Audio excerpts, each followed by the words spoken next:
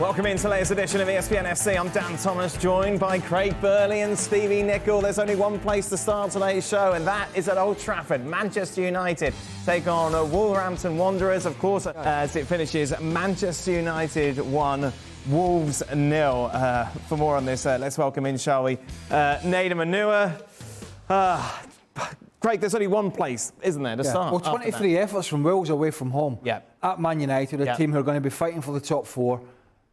With a new manager after the shambles of Lopetegui going, with the lack of finances, I think that tells you all you need to know about this United performance.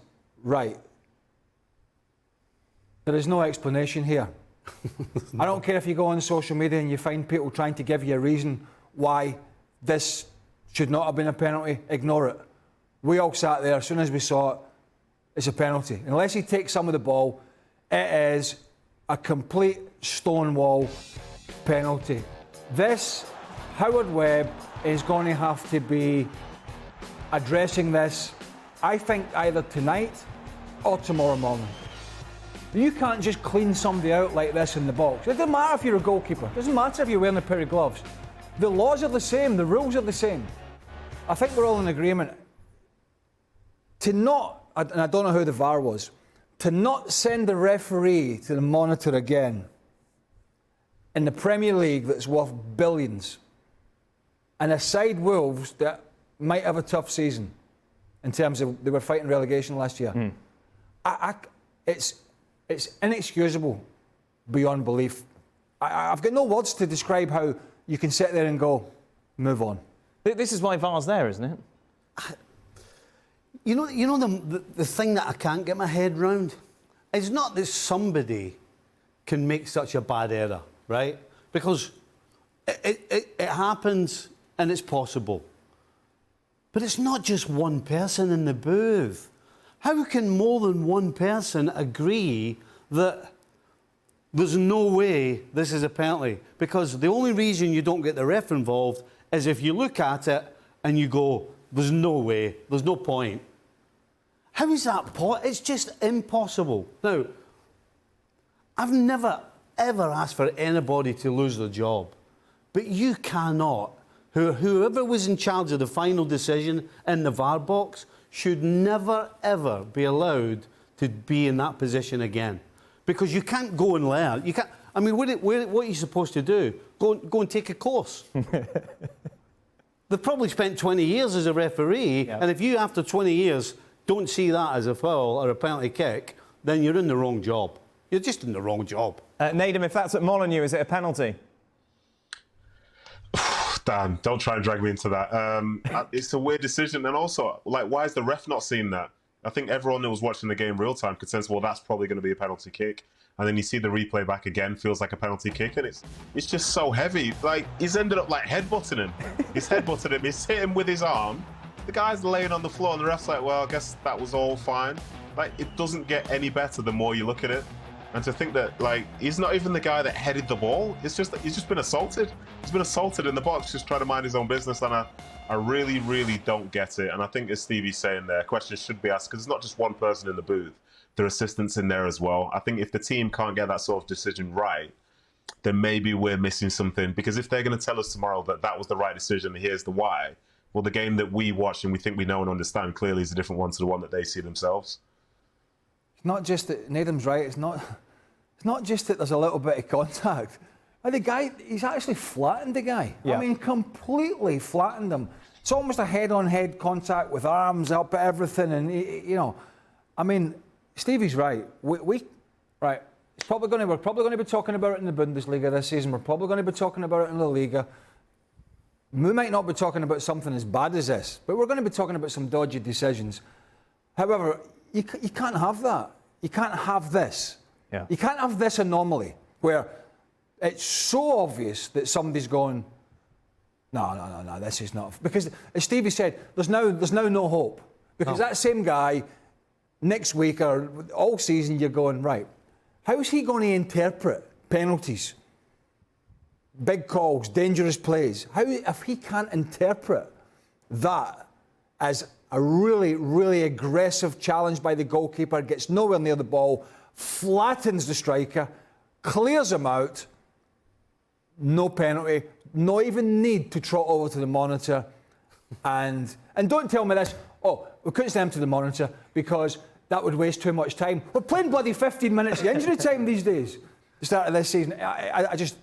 I haven't got anything. I haven't got any angle to try and get this. There's no devil's advocate here. There is nothing. There is nothing. There is nothing. And I suppose why Wolves will be even more bitter leaving was the fact that they were the better team. Yeah, look, United have won a watch here. They were not good. They were completely outplayed for long periods from a side that, you know, obviously this club are a little bit in disarray. Although Gary O'Neill coming in, Gary O'Neill was very unfortunate to be sacked last year after what he did at Bournemouth. But he got sacked.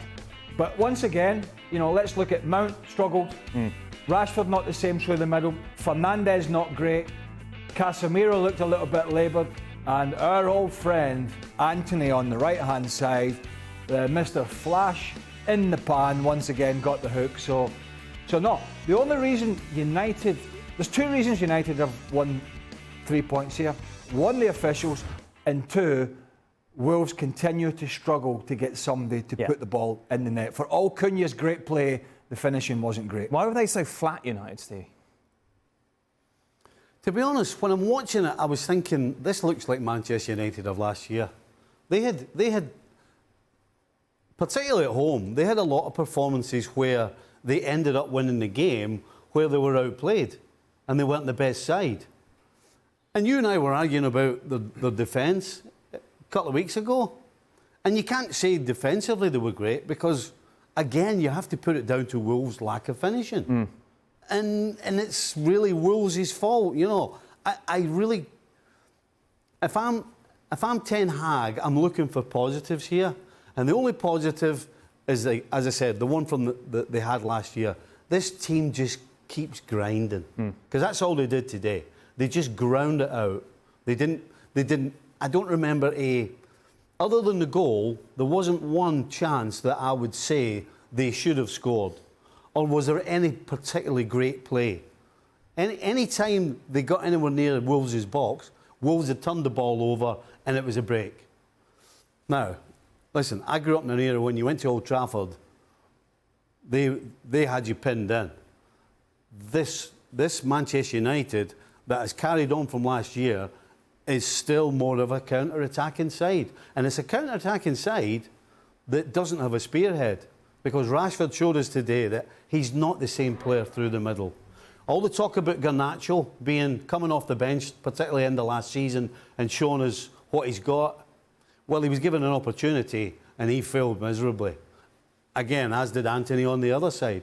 So it's a victory for United, but it's down to just grinding it out and being fortunate that the opposition couldn't take any of the chances that they created. I think the worry for Ten Hag is, and it's only match day one, and we know how bad they were at the start of last year. They were horrendous, and they turned it around, to be fair.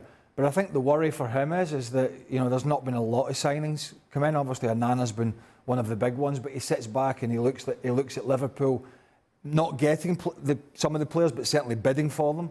They have got, obviously, Szoboszlai's come in and McAllister, two big signings, but they bid big money for Caicedo. They bid for Lavia. Chelsea are doing the same. They're not in the market. They don't have the finances to be in the market for it seems, any more big players. And yet they've been ran ragged by a Wolves side who've had a problematic pre-season. So if Wolves are going to do that to you at home, unless they can turn this around on the training ground, if Wolves are doing this to you at Old Trafford, how's that going to work for the next 5 or 6 games until you get up to speed, playing against better sides than Wolves? That would be a concern if I was Eric Ten Hag. Nathan, were you surprised by United today? Yeah, I think I was, to be honest. I fancied them to do quite well this season. I think the way that they started, you know, you could see Onana getting lots of touches on the ball, but they really struggled getting Rashford into the game very early doors. And some of their attacks, they were just coming up so short. Some of those final balls, I think at times Garnacho was being bullied, same for Anthony as well. And Wolves just looked like a very well-drilled side, and they played well. I think their ability to break through United's lines by people running with the ball, I think that is a big concern, because it wasn't just Cunha, you know, sometimes it was Aïnouri, it was other players. There were 3 or 4 that could just all of a sudden make a break. And then before you know it, they've got like a numerical advantage driving towards United's goal. And I think it's astonishing to see. I think, obviously, I think United gave up 23 shots on goal today, which is the highest it's been in probably 10, 15 years, I believe the stat was. And that's crazy to see. And there won't be many teams that will get 23 shots in a game and not manage to score.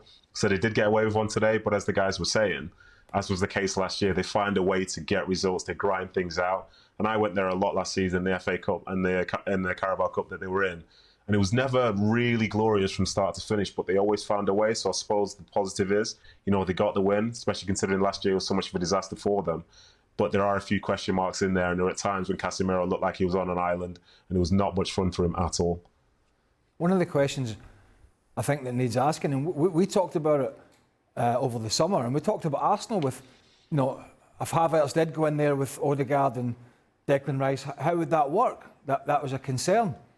And then we talked about United. Well, where's Mason Mount going to play? Well, everybody told us he's going to play somewhere in midfield with Casemiro and Bruno Fernandes. And in my head, I'm thinking, I've never had Mason Mount down as a central midfielder. I've had someone as he can do a little bit of both, more of a number 10 or playing out a wide player. Yes, he works hard, but he's not what I would call a midfielder. So that balance isn't there. When you throw in Bruno Fernandes, who certainly isn't a central midfielder, you have two floating hybrid players and a guy in his 30s. And when we were talking about and putting a United side together over the summer and looking at the shape, we sat and looked at it and went, that midfield is going to get overrun. Now, what does he do? He has to bring McTominay on, who they're willing to sell to West Ham or others. They have to bring him on because he's a different kind of player to try and shore up the midfield. And I go back to it. This is Wolves this is happening against. At home. That balance, if that's the midfield he's going to go with, as soon as they play decent sides, that's going to get exposed, and Casemiro's going to get exposed, because when you get to his age, you need people around you. Because when you're getting dragged to right and dragged to the left to cover the fullbacks and all that, you just can't do it like a Rodri or a Fernandinho or a Fabinho in his days, or N'Golo Kante, or as Casemiro could when he was at Real Madrid. He can't do that now, all on his own. So when I look at that midfield with Fernandes, Mount and Casemiro, it's striking out to me that's going to get run over the top of more often than not. Well, thank you very much for watching ESPN on YouTube. For more sports highlights and analysis, be sure to download the ESPN app. And for live streaming, premium content, and let's not forget as well, ESPN FC 7 days a week. Subscribe to ESPN Plus.